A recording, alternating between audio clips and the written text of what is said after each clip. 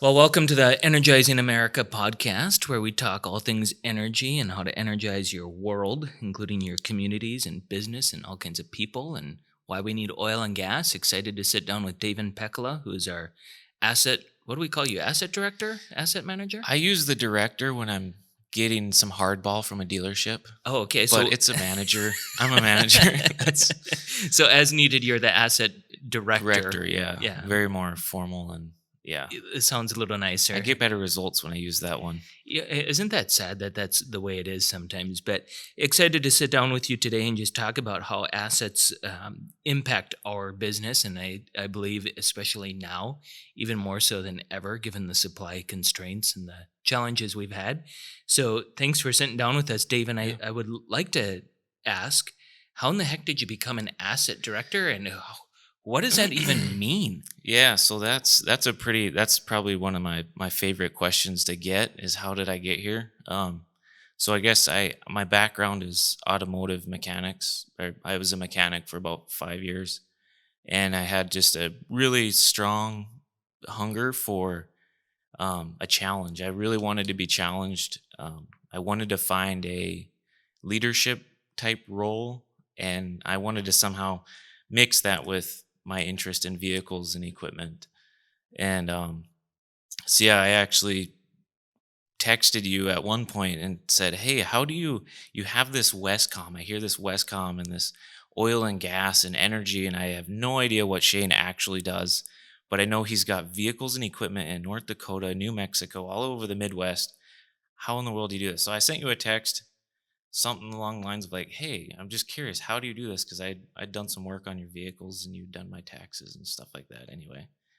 And 2 weeks later, as I'm working on a side job, I'm trying to do this like side work to dabble a little bit in management. I'm getting super fired up on like invoicing people, out of a binder because I don't have any resources. But anyway, so you respond while I'm actually working on somebody's vehicle, and you just said it's kind of a disaster, but I'm along the lines of like you're making it work, um, and that we should chat. And so we kind of set up a time to meet, and yeah, we talked about it, and I was super intrigued, and you offered me a job, and I left a really awesome job and found an even greater opportunity to actually reach that kind of a goal I guess I had was I really enjoy working on equipment and vehicles. How can I make so I actually do the working on them in my personal time and manage them as like a career? That was kind of I think what I was shooting for, and I kind of have gotten there. I have a project vehicle, and here I am managing a huge fleet at Wescom. So I don't recall this text message, but you've worked with me long enough that you know I don't recall much. When you were going through that journey, there must have been something about entrepreneurship that you really liked. What part of that, or leadership? What is it that you really is? I, I'm not sure how to really put a pinpoint on it.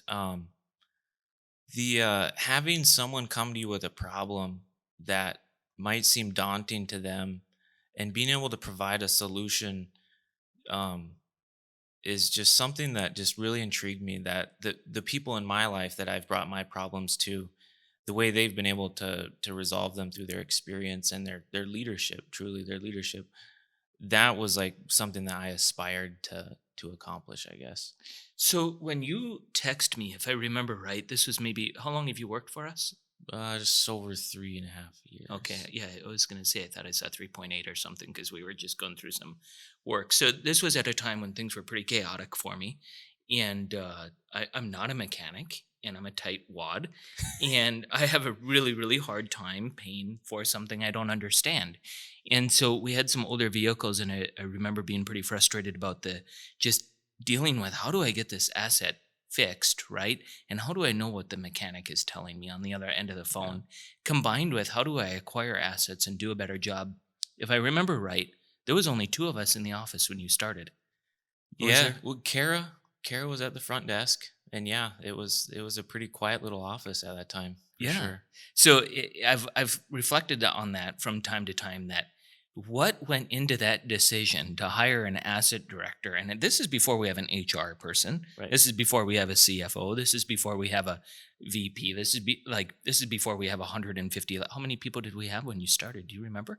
I want to say 40 was like maybe Okay. 40, I think. So somewhere around 40 people a few years ago when you started. And um, one of the first things that I tasked you with is like, okay, Davin, your turn to go buy trucks. Oh And yeah. you went into it with all kinds of excitement. Yeah.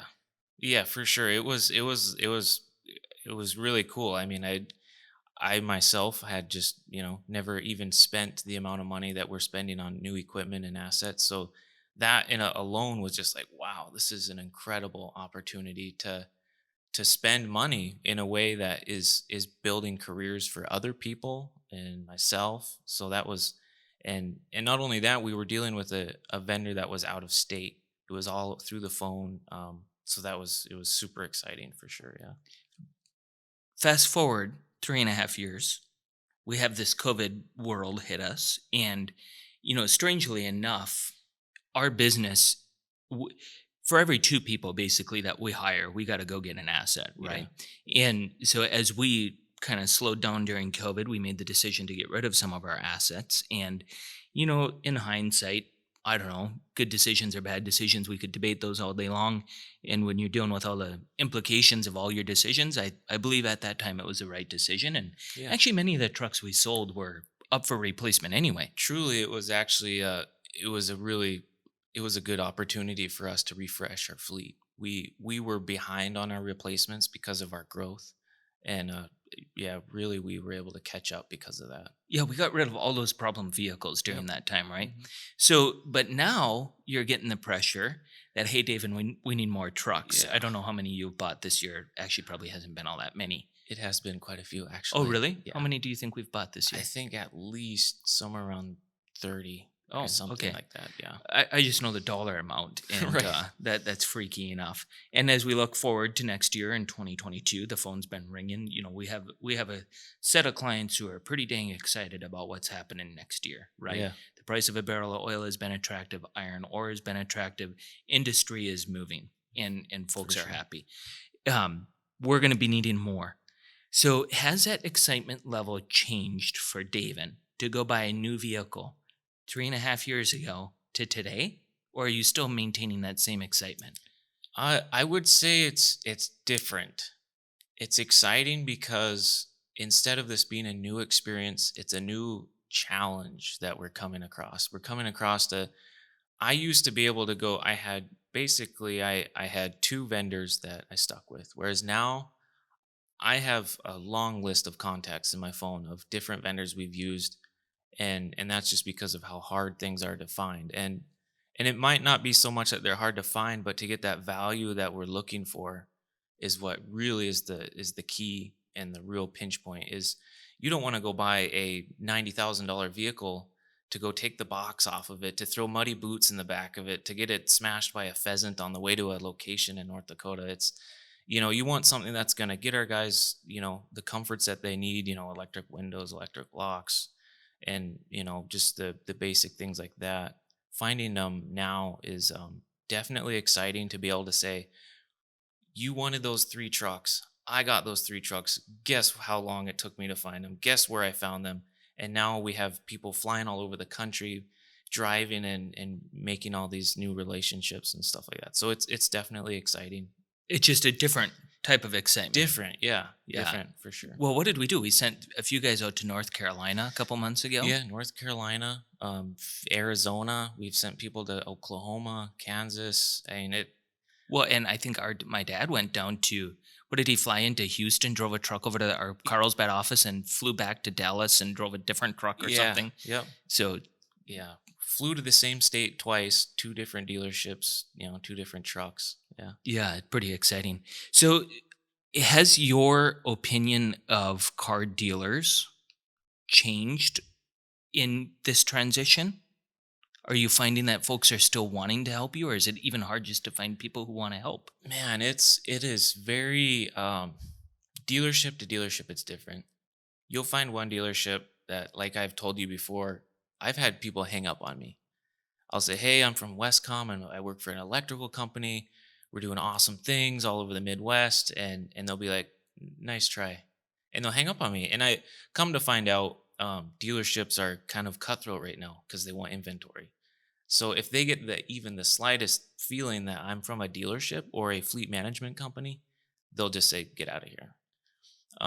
But then I'll find a vendor like in Kansas, that example, they were so excited to have somebody from out of state call them. They're a small little dealership in the middle of nowhere, and they were just fired up, and the experience was just outstanding. They mailed paperwork, we did DocuSign, and it was just a really smooth transaction. One of the surprises I ran into, this was before you started, and one of the reasons why we ended up hiring an asset manager was how different every dealership truly is. Yeah. And I think back to even one of our first transact. Well, it wasn't a first one because were in a different office at the time, but we had needed a particular truck. Well, it wasn't. We're the kind of company, if somebody wants a particular truck, we usually will lean into that and Yeah. have a conversation, right? And this individual, I can't remember all the details of it, but we finally told him, you go find the truck, we'll pay for it, right? Like if Yeah. you're that picky about it. And he found the truck over in Wisconsin, and you closed a deal with this dealership. And right as we were leaving, or these two individuals were leaving to go pick up the truck, I don't know if you recall, but they called and said, like, we weren't authorized. I had to go. The Yeah. owner has to Yeah. go pick up this truck, and we start this conversation like, dude, I've been sitting in enough dealers' offices over the years. Like, I can't think of a more miserable place to This is be. the most inefficient place to sit. For me, I just have no fun with it. I don't like spending the money. I hate every part of it. I love when someone else is doing it. I'll gladly support them, right? And so we started this big conversation, and he was just adamant about it that we weren't getting that truck unless Shane Stope showed up. And what was it, 4 or 5 hours away? Yeah, it was at least 4 hours away. Yeah. And we knew we would go there, and then we'd be sitting there for several hours, and then it'd be 4 hours back, whatever. There was something that happened that finally built the legitimacy behind who Wescom was to convince him who it was. Mhm. Can you talk about that a little bit? Yeah, if I remember correctly, we gave them a reference. We said, you know what? We actually have done a lot of business with this dealership in North Dakota. How about you give them a call and just confirm that we are who we say we are, and we do what we say, and do what we say what we do, and whatever. Yeah. And yeah, so once they made that call, yeah, they called you right back and said, Shane Stolt, these trucks will be ready, and come. And the playing field completely changed. They absolutely wanted our business. And to the point where they were really worried about the fact that we're going to be sending a check with these individuals. And they're like, oh, we don't, they're freaking out about that. And I'm Oh, like, right. whoa, wait a second. We buy trucks all the time, all over the country. Why are you guys freaking out? Well, yeah. And then all of a sudden in that call, hey, you got to call this dealer over in North Dakota, which, by the way, they're in Devil's Lake, right? Small little rinky-dink town of North Dakota. And they're the ones who gave us, that we had done business with, Yeah, that were able to give this reference to close the deal. And that was it, and it continued to this day. That was probably 3 years ago. That sticks in my mind, that how important business relationships are. absolutely. Not just when we're doing, providing a service to somebody and getting paid, but even those times that we're actually paying somebody, that we have to leave with a strong handshake Yeah. because we actually might need them in a wild way down the road. Yeah, for sure. In that particular dealership, I'm super proud of our relationship there, because that was a dealership that I actually built and grew, and at one point it actually saved my bacon, because we had hired, I think, probably like 6 people on a Friday afternoon, and we needed 3 trucks Monday morning to be ready, and I was able to contact the dealer, the gentleman I work with. His name's Keith, and I called him and I said, Keith, I know I push you and I push you, and here's what I got going on. And he said, you know what, have you guys come swing by, I'll send somebody over to the dealership at 8 o'clock at night on a Saturday. They unlocked the store, gave us the keys, no paperwork was signed. They drove those trucks out to location. Those trucks were working Monday morning, and it was all due to that relationship. And it is a huge part of a growing business. And that must have been when we started the big contract in Williston that year, I'm Yep. assuming. Yeah. And literally that's the kind of business that we're in, right? Things can change so rapidly Yeah. that these relationships are so critical that they're done. When you talk about this challenge, what other challenges besides just executing on that actual truck are you faced with? Yeah, so the purchase itself is extremely challenging. There's many documents to go over, and if you mess up on anything, and the most common issue that we run into is the address for the registration. If we mess up on that, it goes on the title that we have an address in who knows where. All the paperwork gets mailed to that address. The DMV doesn't believe anything we say because we're saying that that's incorrect information, and how could a dealership be wrong? So that is a huge hurdle, that, reviewing paperwork. And it's happened where they've made changes after they get the paperwork back, and those are dealerships we don't do business with. But so making sure that the information that they have and are using is super accurate, that is a massive challenge. I would say also the logistics that are involved. If we're buying vehicles, it's because we need people and we need the vehicle. So logistically, if you buy 3 trucks, you actually still need 3 people to go pick those 3 vehicles up. Well, you actually need a fourth person to drive them there. So there's the logistical challenge of coordinating and all that stuff. But luckily, we have a really flexible team that's willing to work late Saturdays, and take extra time to do those deliveries and Yeah, pickups. they're incredible. They'll fly out to North Carolina and Yeah, drive a truck back, right? What about you've sat in a lot of meetings with me, and I think we've worked closely enough over the years that there's always this, the I don't want to call it tension, but this thing about people take a lot of pride in their trucks. yeah. Well, there's some that just flat don't, and then Some there's don't. the ones that do, right? And the ones that they do, I've always felt like we should capitalize on that. And if they're going to take good care of their truck, I want to give them nearly everything they want in that truck. Yeah. You've had to sit through some of those conversations.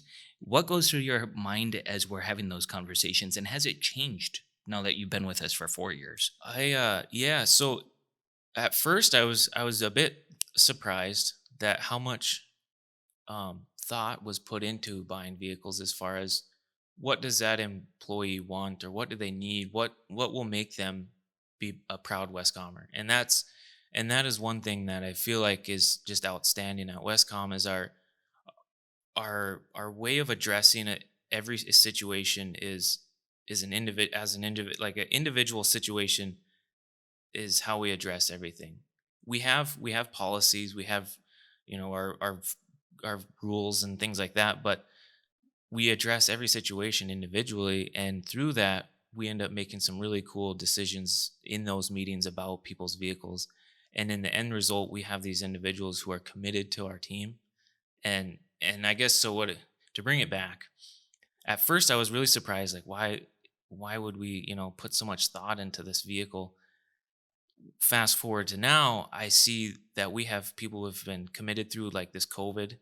People didn't just jump ship and say, you know what, I'm out of here. This is sketchy. I'm gonna go work at, somewhere else, change industries or whatever. We have people who are committed to staying here because we've shown the commitment that if you need something and want something, we'll talk about it. Yeah, and I think this is part of the transition of business that's been kind of a personal challenge, and you and I have talked about this a lot, that you get more people on the team, you get conflicting ideas, and but I always go back to, we'll have base policies and procedures, but production will always trump policy.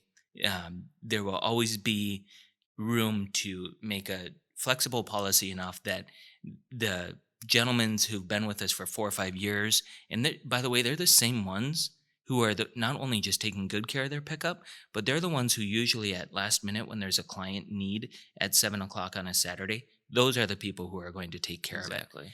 And I have been challenged in that, that I take that too far and give too much flexibility to the employees. And, certainly that's a challenge I deal with, but it's helpful to have folks like you on the team who've been through, the years and have seen why we do it that way. Exactly. It's not something that we take lightly. When you think about, beyond buying the vehicles, there's folks out there, you were a mechanic and, working on vehicles, and you had this idea of leadership, and certainly buying the vehicles are challenging. What else in your day beyond the actual vehicle purchasing is keeping you running, or what else are you involved in? Yeah, so on the day to day of there's maintenance and there's insurance claims and cell phones, and I manage our cellular accounts. I guess the most exciting part is um, getting to work. Like I get to communicate. I have the opportunity to communicate with everybody on the team, all 140, 50, what however many people are here today. I have the opportunity to call them and say, how's your day going? How is this asset treating you? How is do you have the devices that will help you get your job done? Whether it's the JSAs and different things like that. So I guess like we talked a little bit about we had a gentleman hit a deer this morning. I called him up and said, hey, how are you doing today? And he's like, well, and through that I got to just touch base with him, and he he's been actually with us for quite a few years now, and it was just I have a really cool opportunity to touch base with a lot of people through my position. Yeah. So these folks, if they're in an accident or whatever, we have an app they use for everything, and part of it is reporting that. You're on an Hmm. automatic email. You pick up the phone, and you and Chris get to catch up. Yeah. You actually, David, something that a lot of our folks don't realize on our team, with the growth that we've had, is you actually, at one point, after you had been with us for maybe a year, you and I were kind of talking career strategy, Yeah. life, and you approached me and said, "You know what, Shane? I think Caitlin and I want to go out to North Dakota." Yeah, that was a real. I still remember the sun shining in the conference room when we were all sitting around the table and thinking, man, if we just had an asset guy in North Dakota, how this conversation would be a lot easier. We're having some tough challenges with vehicles. And yeah, that spurred that, man, what if I drug my family out to North Dakota? And man, I look back on that, and what a cool opportunity. I got to go live and breathe the oil field for a whole I'm gonna take full credit for a 14-month adventure. You're not going to say just a It year. was not a year, Shane, it was 14 months. And it was really cool. I got to experience the actual atmosphere in the oil field that I think I really wish a lot of people could experience, because the community around the whole industry is everybody's like brothers in arms. Like we're out there to do the same thing, and Energize America is that. Um, so yeah, getting to go out there, getting my hands on our equipment that's in the field, that was just an awesome opportunity. And I think it really set myself up for success, being the asset manager I am, with a couple folks working underneath me that I get to, when they call me and they say, I'm in the middle of nowhere, what do I do? And I say, I'm going to help you because I know what that's like. I had my truck break down on my way to Newtown, North Dakota, and it's 45 minutes to the nearest anything. Yeah, and it might be 30 below. Exactly, yeah. So understanding the urgency of when we have things like that happen is probably one of the key takeaways from living in North Dakota. Yeah, well, and I just commend you for doing that, because so oftentimes we find that we all have really, really good ideas, but if you're not willing to go put that idea to work, then I have a hard time listening to your idea, Sure. right? And I think you've been in some meetings with me where I've commented that we can have a lot of dreamers, folks, but dreamers don't get tons done. So I tend to gravitate towards those who get things done, Yeah. right? Like those who put their boots on. And there's nothing like living a day in the Absolutely. field. But you talked about this brothers in arm thing, and I recently was visiting with somebody about just the industrial world and the blue collar, hardworking folk. And I think that's what drives me about it is there's so much compassion in that group of people. Absolutely. Like you screw with one of them, you're screwing with all of them. Oh yeah. Yeah, I actually lived in an apartment complex when I was in North Dakota, and yeah, if somebody was having trouble with their car in the parking lot, boom, there's a crowd of people, and everybody's like, "Hey, what should we do here?" And there might be a guy in the back like, "Hey, does anybody want a water?" Like it was the coolest thing, and you could ask anybody in that group. Well, the question that people always asked in North Dakota was, "Where are you from?" And everybody was from all over the country, Alaska, the East Coast, West Coast. That was probably the coolest part, is we all had this similarity that we were all from somewhere but North Dakota. And that was, I think, what brought us, a lot of people together for the most part, was being not from, the area. Yeah, the vulnerability that you each had because you Mhm. didn't have the preset, well, I'm from North Dakota, so this is how we do it, or I'm Yeah, from New Mexico, this is how we do it. I think that's been a really cool part about our company is just the diversity of where our people come absolutely. from, Yeah. and getting to know each of their stories. So now you find yourself doing a lot of management from the office there, dealing with local mechanics. Whether you're dealing with Carlsbad, New Mhm. Mexico, Williston, Watford, Duluth, all over the place. Well, you've obviously even had to deal with some. We had a lot of guys on the road this year, Yeah. so doing pipeline work. How often do you get out to the field?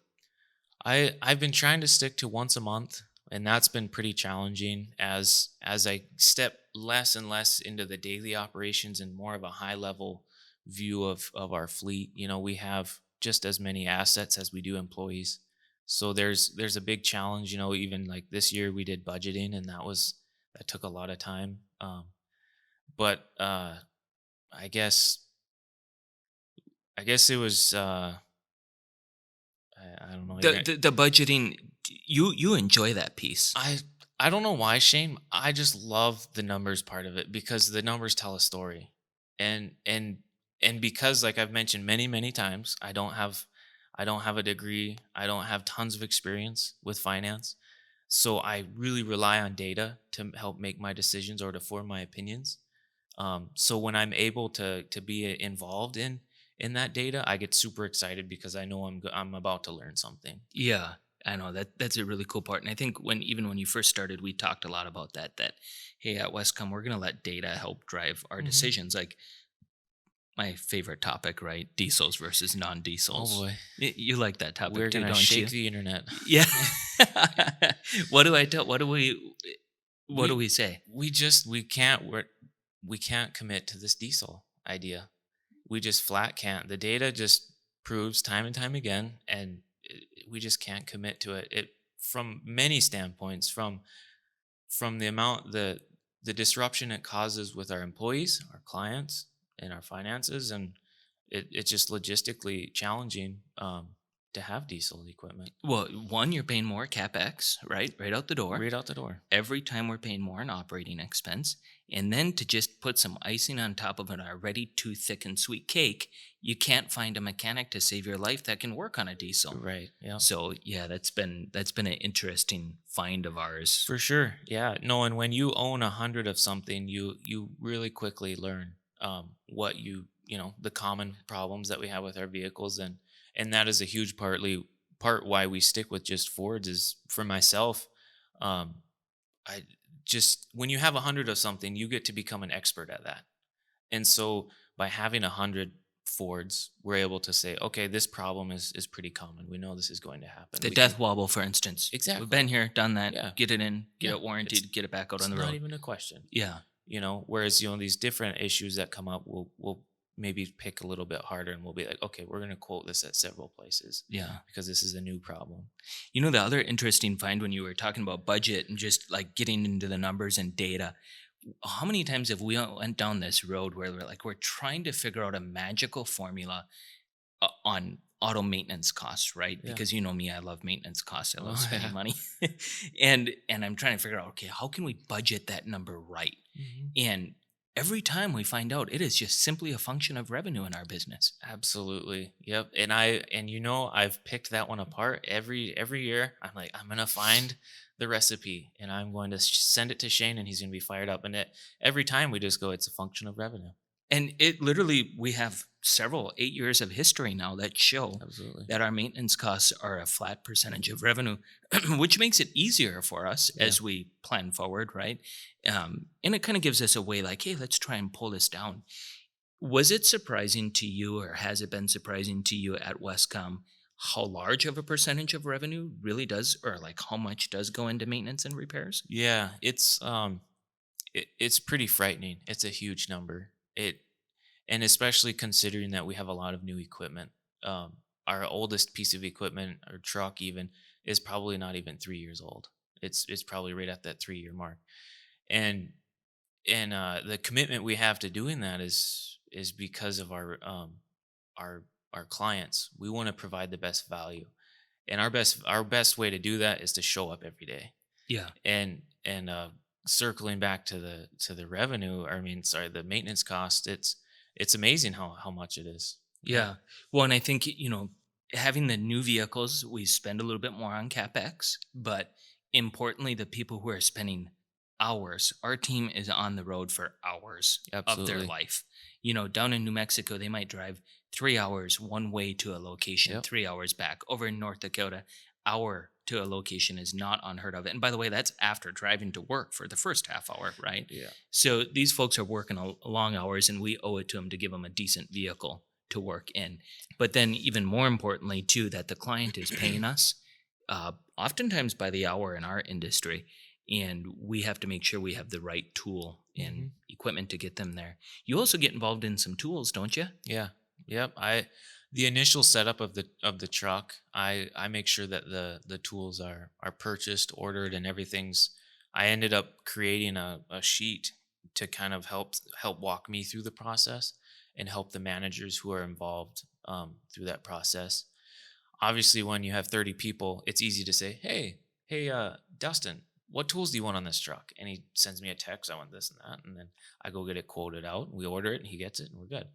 But when you have, several divisions, you've got different, we have environmental, we have solar, electrical, mechanical. This I had to create a spreadsheet to follow up on, making sure I'm getting the right tools and equipment for everybody. Yeah. So to outfit a vehicle at Wescom, we're spending. Have prices went up on new rigs? On trucks, Yeah. yeah, for sure, we're seeing a huge increase.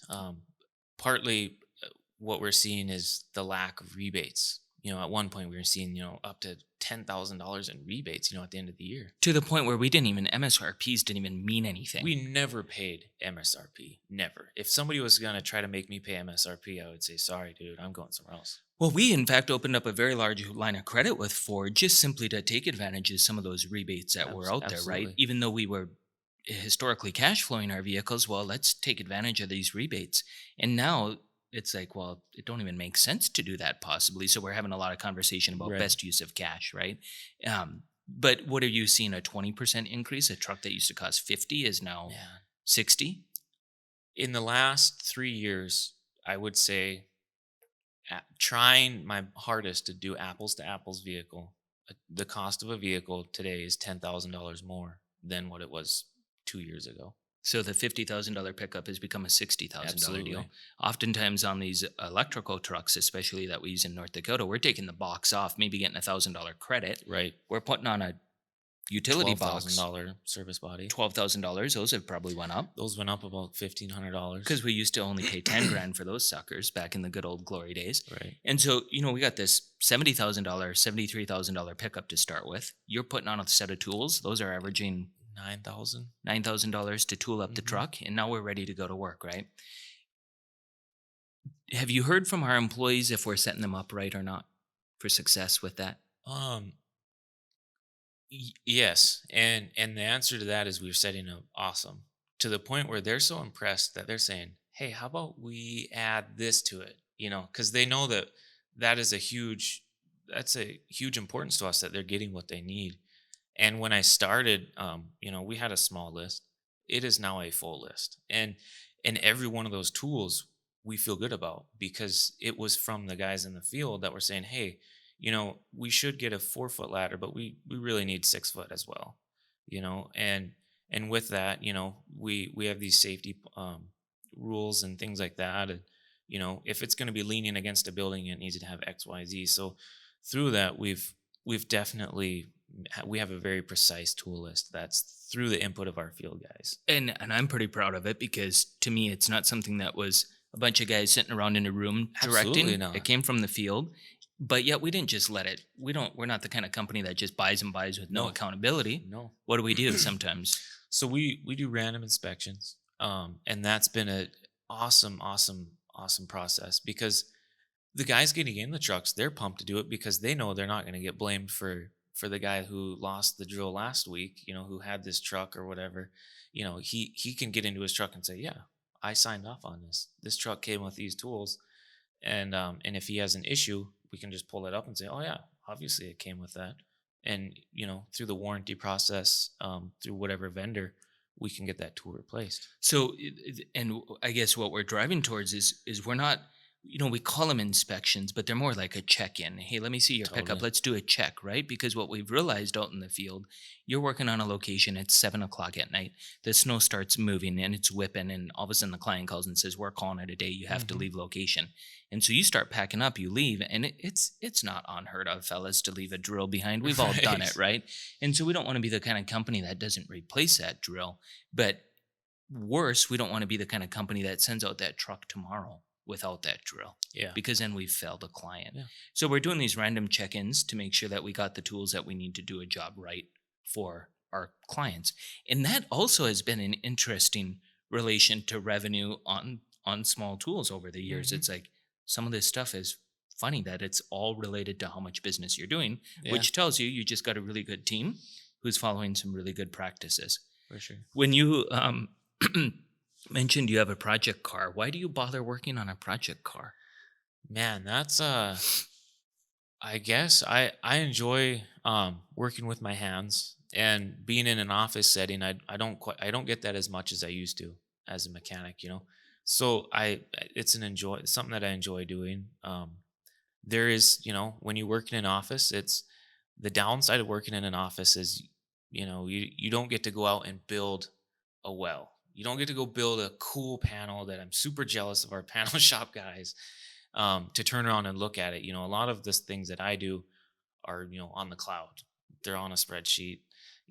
So going home and working on, my Mustang is something that I look forward to, on the weekends to go kind of tinker with it and watch it change over the few years. Yeah, I've found that too, that it's hard when you're, in a bigger environment, you're not day to day. In fact, some people are like, "What are you doing still reviewing all the client invoices?" Well, I say it's because I'm a psychotic CEO, but it might be like I just like moving paper sometimes because that it makes Yeah. me feel good. Right. Yeah. But what about your time, just overall at Westcom and those folks that are out stuck in their career? Like I don't think you were stuck at any time in your career, but we definitely had conversation about just life and where to go with it. What do you Yeah. tell folks when they're asking like, "Hey, David, how'd you get to where you are?" And I don't, not in a way that you're something or you're somewhere, but Yeah. those people that are wondering, what does that journey kind of look like?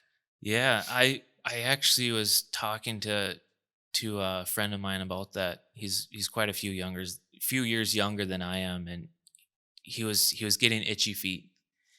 And one thing that, looking back, that I wish I probably would have done better was stick, find what you enjoy and stick with it. And more specifically, stick with a company. If I would have, you know my first year at Westcom was extremely stressful. I dove in, I was over my head, and I was pushing myself. Westcom wasn't doing the pushing. I wanted to absorb as much knowledge as I could, and to the brink of where I was like, I don't know if I can do this. But I stuck with it, and I'm glad I did, because through that I learned my limits and what I enjoy, and I found what was rewarding, which is to be part of a leadership team and management and data.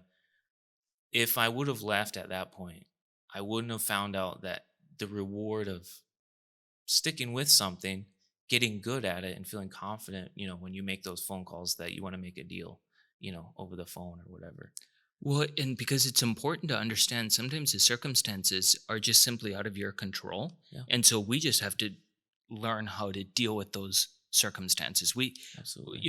I think even when we first started working together, we spent a lot of time on, "Shane, why is it this way? Why is it that way?" And Absolutely. there's only so much time in a day, David, and you just got to roll with me, okay? Just go execute that truck. Hmm. And then through time, you come to find out, especially when you were in North Dakota, that, oh, that's why it's this way. We literally Exactly. just got told by a client, we better add three more people or they're going to find someone else to get that job done. And they're a client of ours that we care deeply about. So we're going to go execute, Yeah. you know? See, and if I would have been like, you know what, I don't get why he's doing it that way.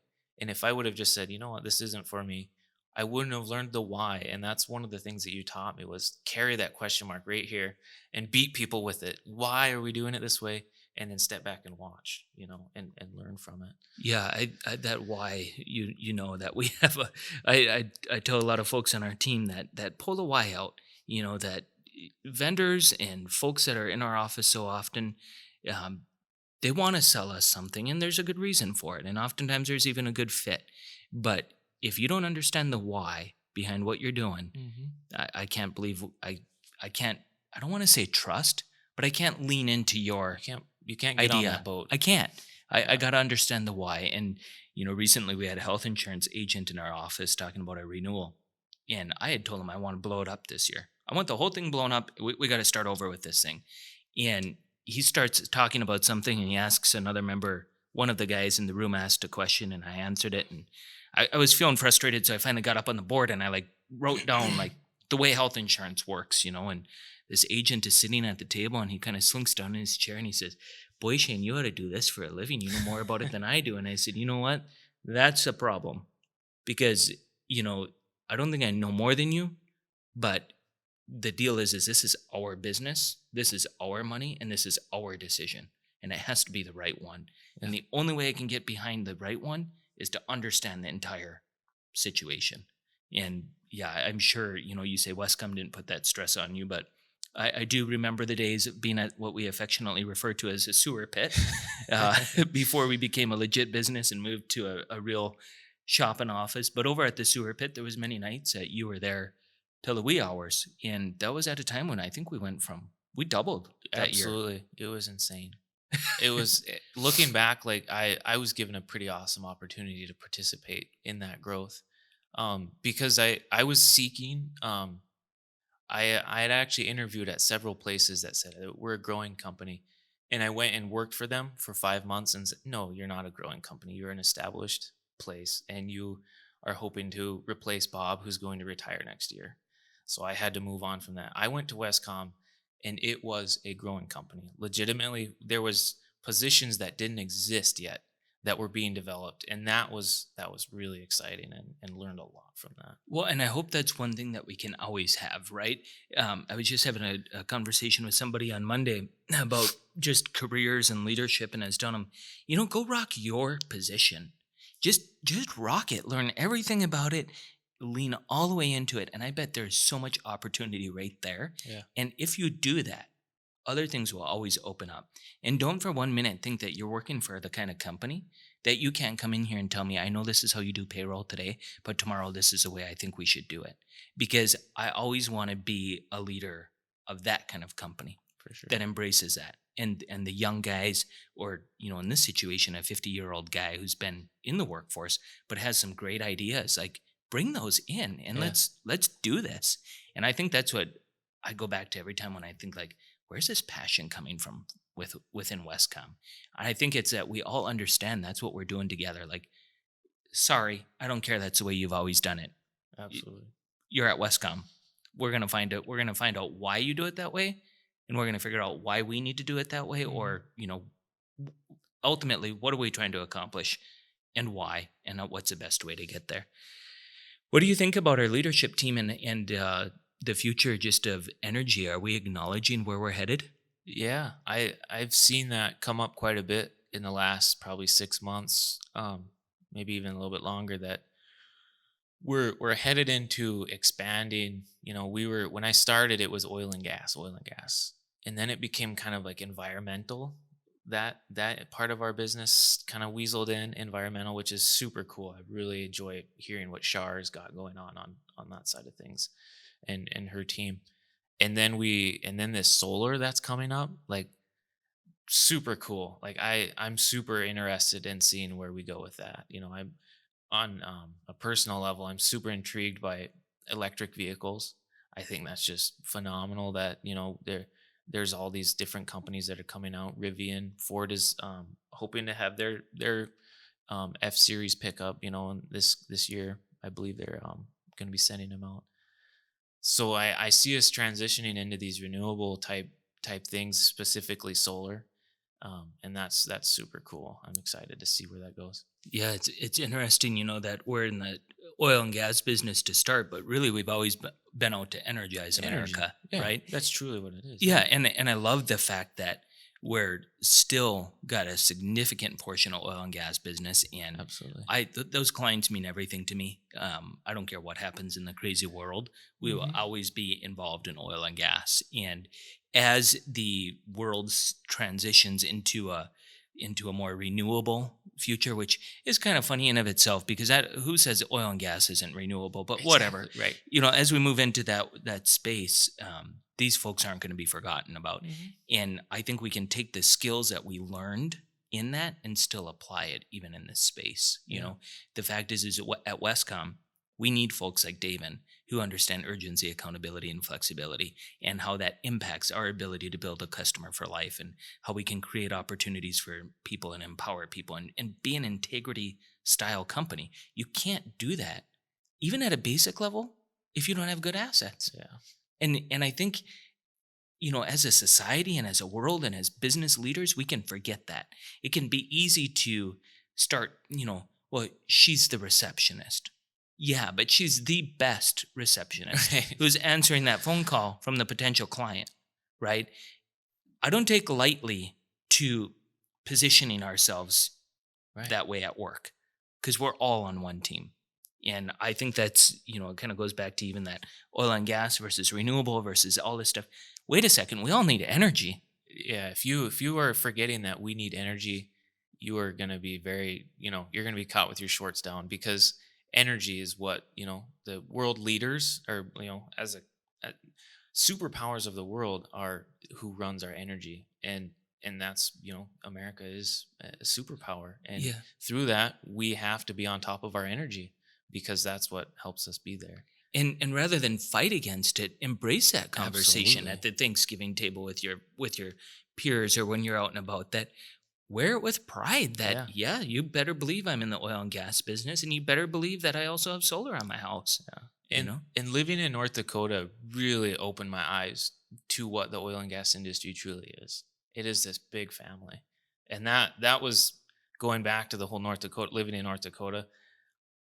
The little town of Watford City that I lived in is like forever going to be in my heart, because that community and the amount of money that the oil industry dumped and poured into that state even is just incredible. I mean, you don't see it. I mean, when I lived there, I looked at the newspaper, and at least once a week there was a company that was donating to this organization, this group of, this high school. We love our communities, though, energy industry. We do, and I think it's something that we don't talk about enough, Right. right? Like it's a humble industry, so you don't Sure. necessarily go off bragging about what you've Right. done. But I think, like, even the producer we partnered with down in the Permian Basin a few years ago, Marathon Petroleum and us, we developed an entire park. Right. Like, that's the kind of thing that these people are doing. And I don't know if you ever catch, but I still subscribe to the Minot News and the Williston Herald Oh and the yeah.